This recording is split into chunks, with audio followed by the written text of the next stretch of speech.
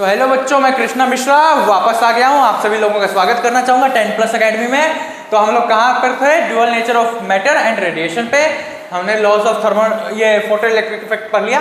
Thermodynamics की याद आ गई, सॉरी बच्चों। चलिए, जब 11th क्लास में आपका जब थर्मोडायनेमिक्स कंप्लीट करेंगे तो उधर लॉज ऑफ थर्मोडायनेमिक्स भी देख लिया जाएगा। तो चलिए, हमने laws of photoelectric effect देख लिया था, जिसमें हमने क्या क्या पॉइंट डिस्कस किए थे कि आपका जो रेट ऑफ एमिशन होगा फ्रीक्वेंसी और उस पर डिपेंड नहीं करेगा, फ्रीक्वेंसी और वेवलेंथ पे डिपेंड नहीं करेगा। आपका रेट ऑफ एमिशन जो है इंटेंसिटी ऑफ लाइट पे डिपेंड करेगा, और आपका जो फोटो इलेक्ट्रिक करंट होगा वो भी आपका फ्रीक्वेंसी और इससे वेवलेंथ के से इंडिपेंडेंट रहेगा, but it will depend upon the intensity of light. पर जो आपका kinetic energy of emitted electrons होगा ये आपका इंटेंसिटी पे डिपेंड नहीं करेगा। आपका जो kinetic energy of electrons and photo electrons है वो डिपेंड करेगा फ्रीक्वेंसी और वेवलेंथ ऑफ द फोटॉन्स। और आपका नेक्स्ट पॉइंट क्या था? जो आपका rate of emission, rate of ये हो गया। और उसके बाद क्या था कि आपका वैल्यू ऑफ जो थ्रेशोल्ड फ्रीक्वेंसी और थ्रेशोल्ड वेवलेंथ है, ये आपका फोटोसेंसिटिव नेचर ऑफ मेटल पे डिपेंड करेगा। फोटो सेंसिटिविटी ऑफ मेटल पे डिपेंड करेगा, photo sensitive nature of metal पे डिपेंड करेगा। और जो लास्ट पॉइंट था आपका, लास्ट बट नॉट लीस्ट, कि आपका जो फोटो इलेक्ट्रिक एमिशन होगा, फोटो इलेक्ट्रॉन्स का जो एमिशन होगा और जो आपका फोटॉन्स का जो इंसिडेंस होगा, वो दोनों में कोई भी टाइम लैग नहीं होगा। मतलब जितना जल्दी आप फोटॉन्स को फॉल कराइएगा उतना ही जल्दी आपका फोटो इलेक्ट्रॉन्स का एमिशन होगा। तो चलिए बच्चों, यहाँ तक हमने डिस्कस कर लिया था। तो आज सेशन की शुरुआत करते हैं क्वेश्चन से। एक क्वेश्चन मैं आप लोगों को अभी सॉल्व करवाऊंगा बोर्ड पे, और एक क्वेश्चन आप लोगों को होमवर्क में दिया जाएगा, और उसको आप लोग नेक्स्ट लेक्चर में बना के लाइएगा। चलिए, तो फिर जल्दी से आगे बढ़ते हैं।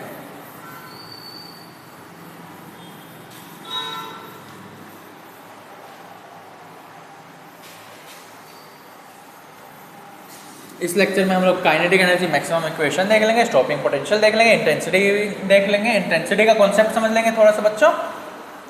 एंड नेक्स्ट लेक्चर में हम लोग डी ब्रोगली हाइपोथेसिस और ये जो चैप्टर है हमारा खत्म। तो सबसे पहले क्वेश्चन लिख लीजिए। इस क्वेश्चन को मैं आपको करवाऊंगा सॉल्व, और नेक्स्ट क्वेश्चन आपका लिए DIY रहेगा, मतलब कि डू इट योरसेल्फ, जो आपको घर पे जाके ट्राई करना है। The work function of silver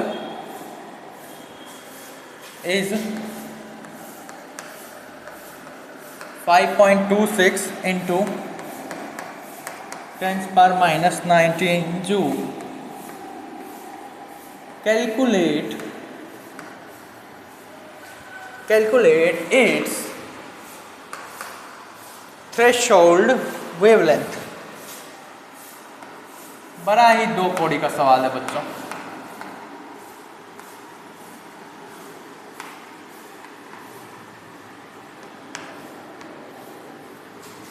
आपको ऑप्शंस क्या दे दिए हैं?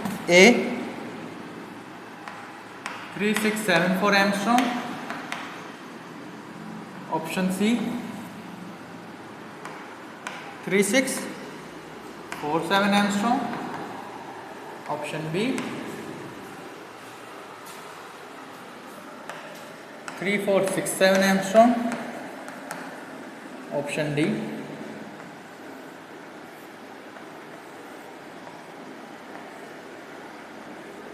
3764 एंगस्ट्रॉम। तो चलिए बच्चों, जल्दी से इसका सॉल्यूशन देख लीजिए किस तरीके से करना है।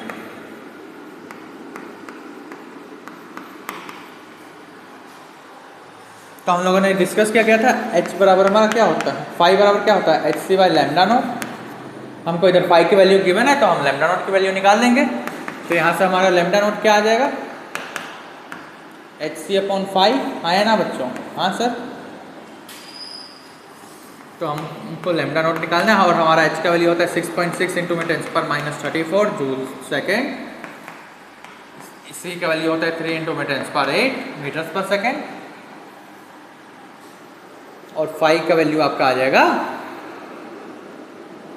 कितना गिवन है? 5.26 26 इंटू में 10⁻⁻19 जूल। तो चलिए जैसे ही हम इसको कैलकुलेट करेंगे, सबसे पहले 10 की पावर को कैलकुलेट कर लेते हैं। यहाँ पे -19 है, यहाँ पे 8 है, तो ये ओवरऑल बन जाएगा 27। ये माइनस करेगा तो लैम्डा नॉट हमारा कितना आ जाएगा 6.6 इंटू में 3 इंटू में 10⁻, ये 27, ये -7 हो जाएगा अपॉन में 5.26। तो चलिए बच्चों, अब आप लोग इसको आई होप कि निकाल लीजिएगा कैलकुलेट करके। ये आपका अप्रोक्सीमेटली आएगा कितना, देख लेते हैं कैलकुलेट करके। 3 है ये 26, 8 प्लस ये 15, नहीं इस पे तो जाएगा नहीं। तो लैम्डा जो आपका अप्रोक्सीमेटली इसको कैलकुलेट करके आना चाहिए, वो आएगा 3.764 इंटू में 10⁻⁻7 मीटर। लेकिन इधर तो हमको आंसर एंगस्ट्रॉम में दिया हुआ है बच्चों, तो जब हम इसको एंगस्ट्रॉम में कन्वर्ट करेंगे तो हमारा लैम्डा आ जाएगा 3764 एंगस्ट्रॉम। तो कौन सा ऑप्शन मैच कर रहा है बच्चों, 3764, ऑप्शन नंबर डी। चलिए आई होप कि आपको ये सॉल्यूशन समझ में आया होगा। जल्दी से चलिए इस सॉल्यूशन को नोट डाउन कर लीजिए, फिर हम लोग आगे आप नेक्स्ट क्वेश्चन पर बढ़ते हैं, जो कि आपके लिए DIY रहेगा।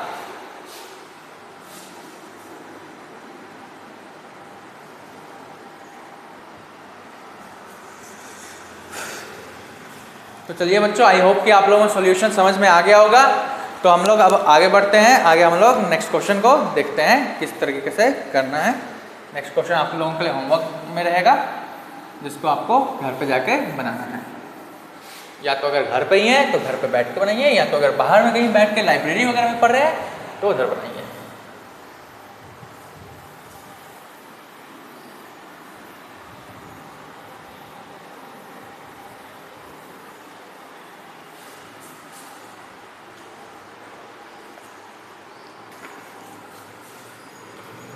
तो आपका क्वेश्चन है कुछ इस तरीके से, the work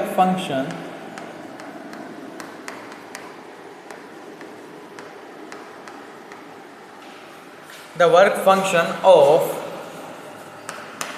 sodium is 2.3 electron volt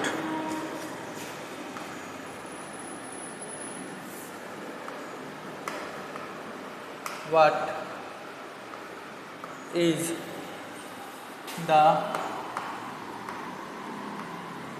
maximum wavelength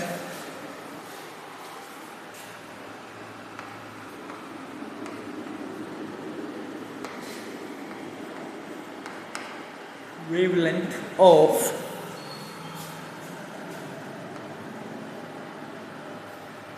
light that will cause photoelectrons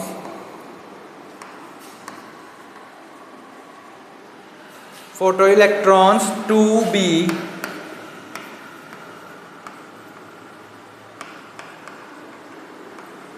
be emitted from sodium।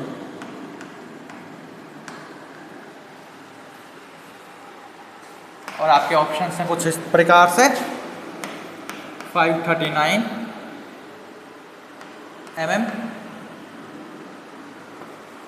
Option A 539 nm, option B 0.539 mm and option D 0.539 nanometre. आप लोग जब इसको कैलकुलेट करेंगे तो चलिए ये आप लोगों के लिए DIY है, इसको आपको घर पे ही जाके सॉल्व करना है। और इसी के साथ हम लोग आगे बढ़ेंगे Einstein's kinetic energy maximum equation पे। तो चलिए जल्दी से इसको नोट डाउन कर लीजिए, फिर हम लोग जल्दी से आगे बढ़ेंगे।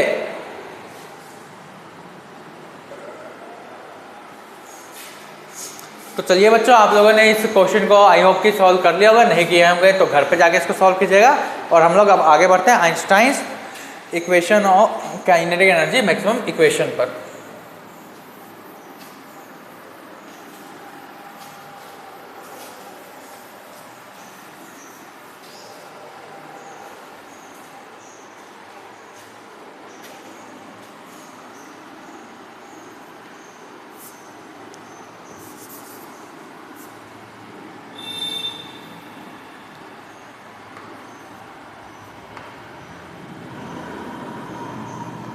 Einstein's kinetic energy maximum equation. आपके मैक्सिमम सवाल इसी कॉन्सेप्ट से बनेंगे बच्चों, तो इसको ध्यान में रखिएगा। तो हमने देखा क्या था, फोटो इलेक्ट्रिक इफेक्ट में ये हमारी मेटल प्लेट है, इसके अंदर ऐसे इलेक्ट्रॉन्स रहते हैं। ये हमने कोई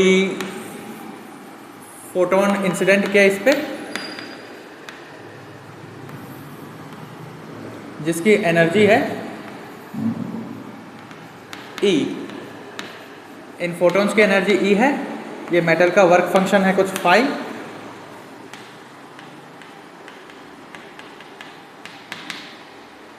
तो ये जो इलेक्ट्रॉन्स इजेक्ट होंगे,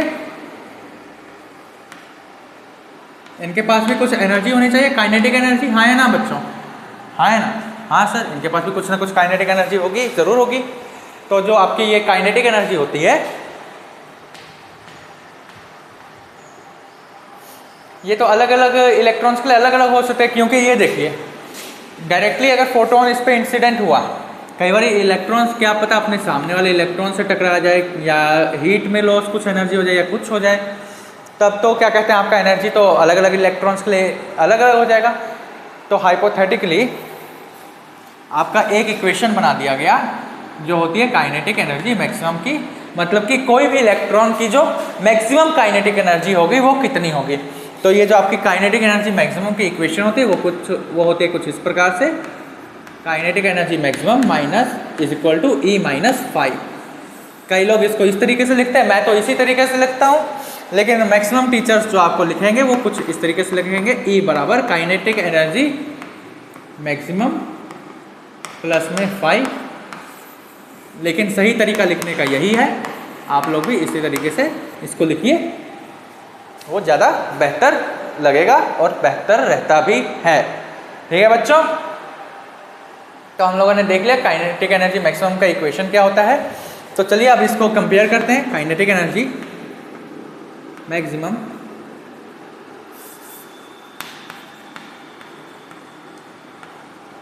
को हम थ्रेशोल्ड वेवलेंथ और थ्रेशोल्ड फ्रीक्वेंसी के टर्म्स में कैसे लिखेंगे। तो देखिए, हमारा एनर्जी क्या होगा, hc बाई लैम्डा, और फाई हमारा क्या होता है, hc बाय लैम्डा नॉट। तो हम क्या लिख सकते हैं, काइनेटिक एनर्जी मैक्सिमम बराबर hc इंटू में 1 बाई लैम्डा माइनस में 1 बाई लैम्डा नॉट। ठीक है बच्चों, हाँ है ना? हाँ सर। और इसी के साथ साथ हम लोगों थ्रेशोल्ड फ्रीक्वेंसी के साथ भी इसका एक रिलेशन निकाल सकते हैं। काइनेटिक एनर्जी मैक्सिमम क्या हो जाएगा, हमने यहाँ पे क्या दिया है, E माइनस 5, तो इसको हम ऐसे लिख सकते हैं h न्यू माइनस में h न्यू नॉट, यहाँ पे हम h कॉमन निकालेंगे तो क्या आ जाएगा, न्यू माइनस न्यू नॉट। ये हो जाएगा आपका काइनेटिक एनर्जी मैक्सिमम।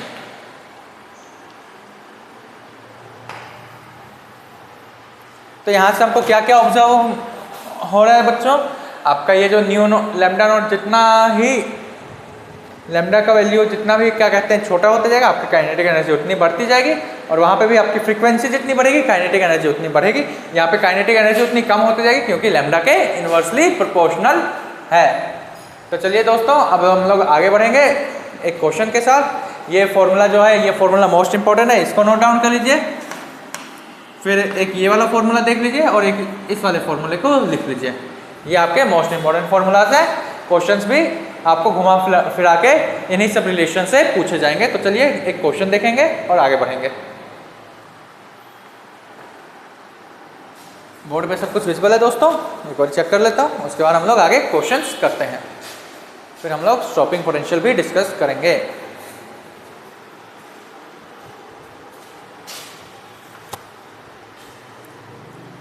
चलिए दोस्तों, बोर्ड पे सब कुछ विजिबल है, तो हम लोग अब आगे बढ़ते हैं क्वेश्चन के लिए।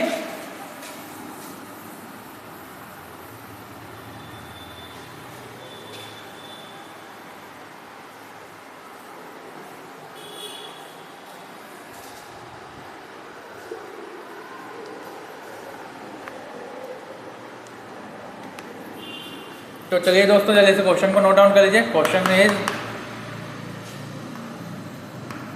Light of wavelength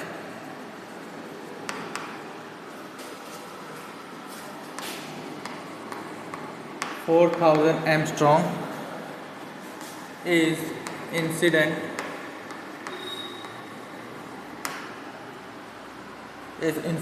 on a metal plate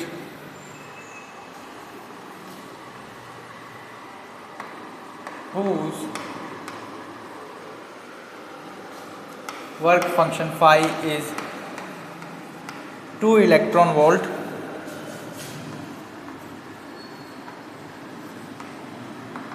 Calculate the maximum possible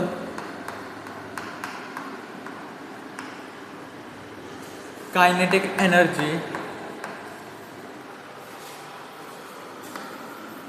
of the photoelectrons.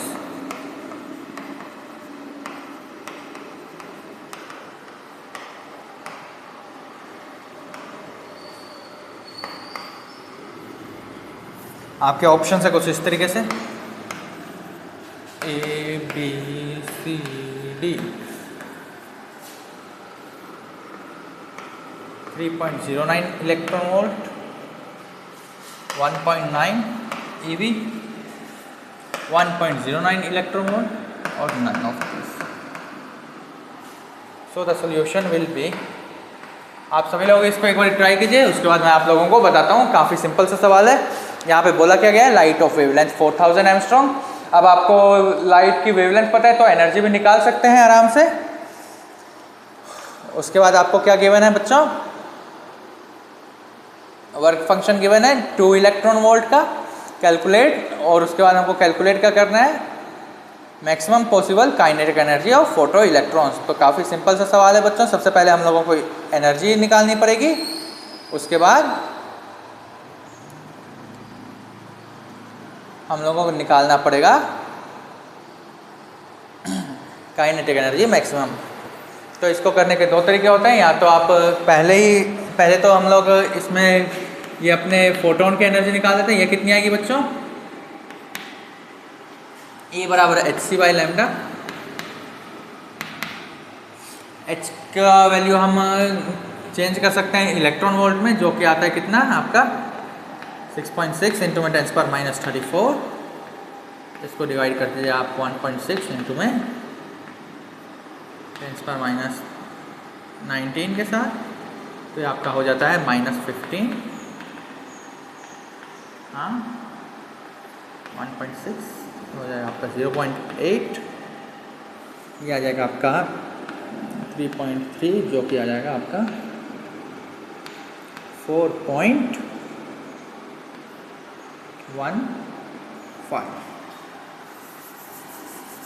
तो आपका क्या कहते हैं, जब आपको इलेक्ट्रॉन वोल्ट में निकालना होगा आंसर, तो आपका ये जो आता है h का वैल्यू वो हो जाता है 4.14 ले लीजिए या तो 15 ले लीजिए, क्योंकि आपका 6.6 इंटू में 10⁻34 होता है। इसमें जूल सेकंड में वैल्यू, और इसको हमको इलेक्ट्रॉन वोल्ट सेकंड में कन्वर्ट करना होगा, तो 1.6 इंटू में 10⁻⁴ -19 से डिवाइड कर देंगे तो ये चीज़ आ जाएगा आपका 10⁻⁻15। और जब हम लोग इस चीज़ को कैलकुलेट करेंगे तो ये सबसे पहले जाएगा 2 के टेबल पे, तो ये हो जाएगा आपका 0.8, ये हो जाएगा आपका 3.3, और जब 8 से इसको करेंगे तो कितना हो जाएगा 4 था 3.2, 0.1,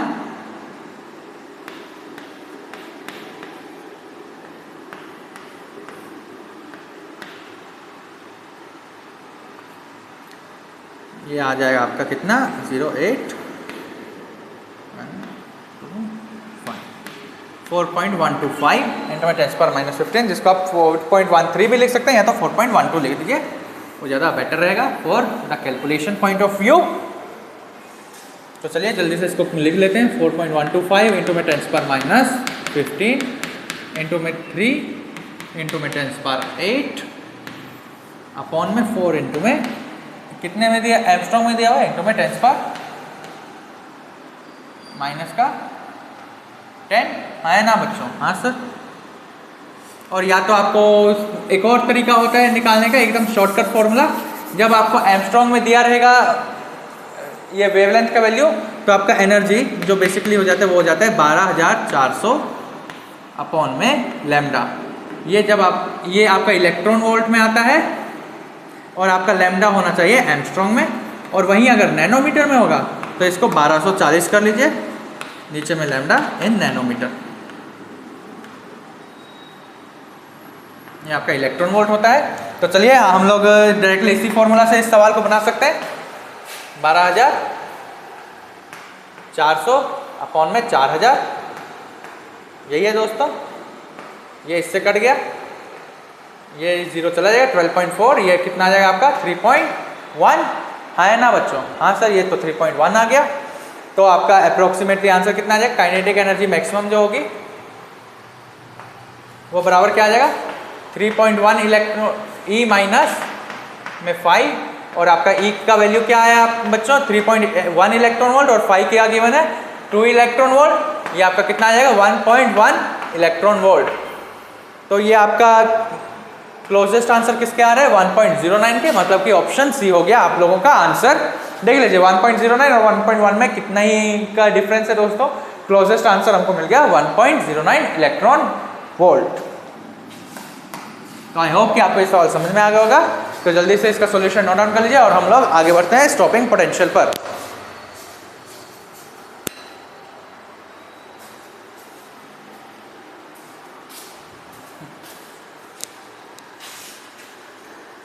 हाँ बच्चों, चलिए अब पहले हम लोग इंटेंसिटी ऑफ लाइट देख लेते हैं, उसके बाद स्टॉपिंग पोटेंशियल भी देख लेते हैं।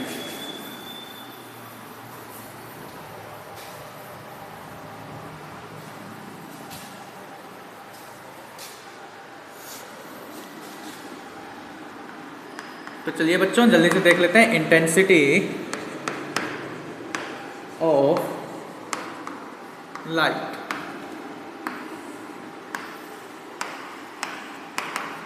जिसको हम डिनोट करते हैं आई से,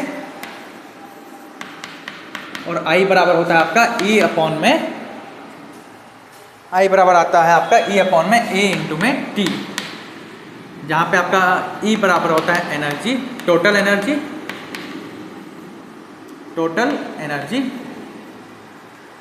ऑफ फोटॉन्स, जो होता है आपका एन एच न्यू और N H C by lambda, where आपका जो n है ये बराबर होता है n इज वेयर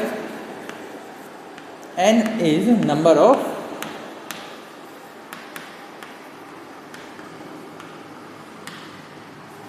यहाँ पे n बराबर होता है आपका नंबर ऑफ फोटॉन्स और a बराबर होता है एरिया ऑफ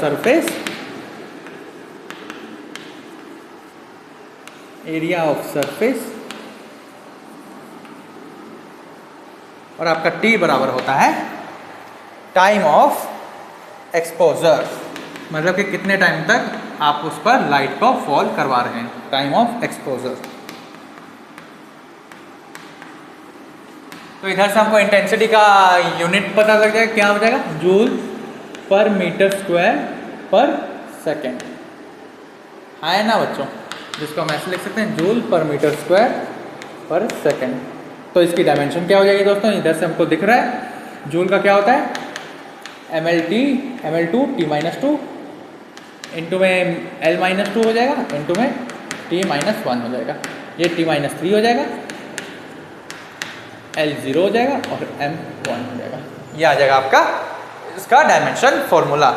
तो चलिए फॉर आपका जो क्या कहते हैं for point source, for point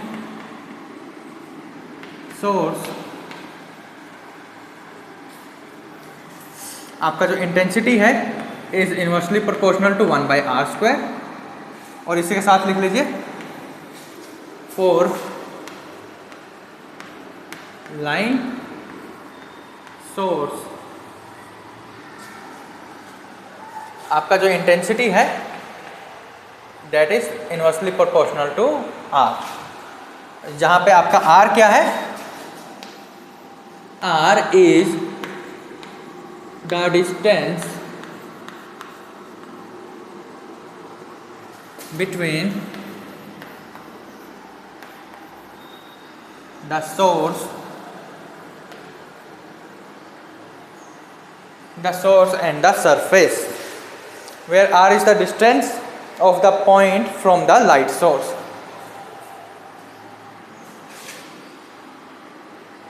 Distance between the source and the point.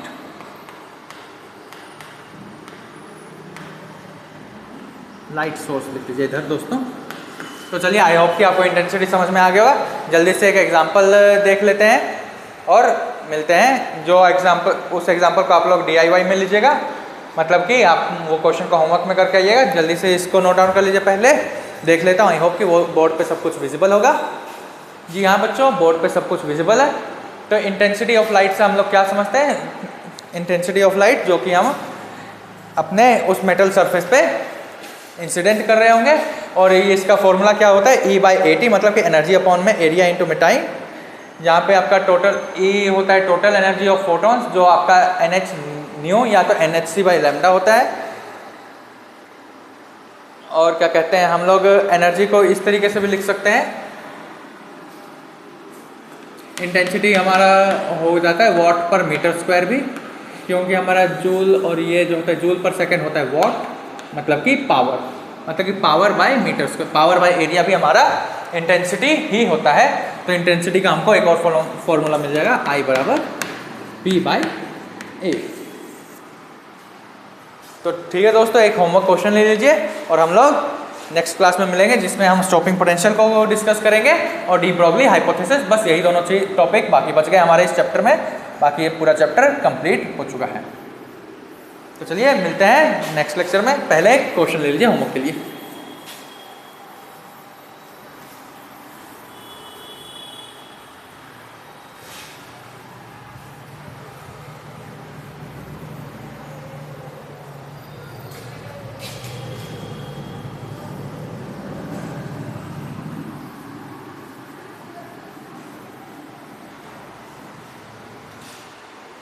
तो चलिए बच्चों, क्वेश्चन है कुछ इस प्रकार से, जल्दी से क्वेश्चन को नोट डाउन कर लीजिए और हम लोग नेक्स्ट लेक्चर में मिलते हैं। या आप लोगों के लिए DIY है बच्चों।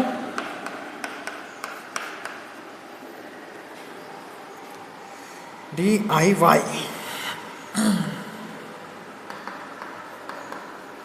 the lambda naught of a metal is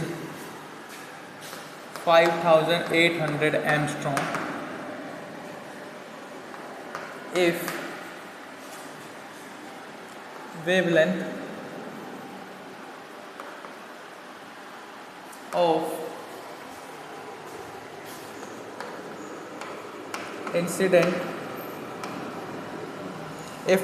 of incident light is 4500 Armstrong, then the kinetic energy maximum of photoelectrons would B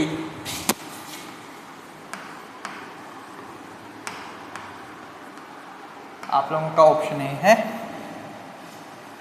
0.62 electron volt,